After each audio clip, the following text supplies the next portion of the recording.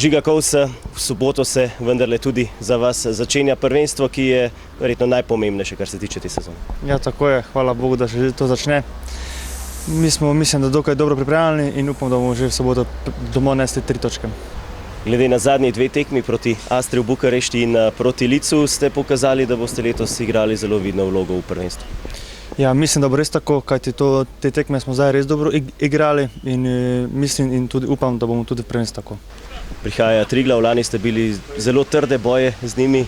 Kaj pričakujete na tej prvi tekmi? Ja, to so te gorenjski derbi in upam, da bo tudi tako tak in upam, da bomo tudi mi zmagali to tekmo. Kaj morda pričakovati od prve tekme pred domačim občinstvom? Vemo, Triglav je že odigral eno tekmo in izgubil pred Gorico. Pa nič, mi gremo tekmo maksimalno pripravljeni, vemo, da nas bo strokovno vodstvo zelo dobro pripravilo in seveda gremo po 3 točke. Glede na zadnje tekme ste se tudi z novinci že dobro igrali. Ja, tako je, dobro smo se spoznali že z novinci, tudi oni so nas dobro sprejeli, mi njih in upam, da bo res vse dobro poklapano. Najlepša hvala, srečno. Hvala.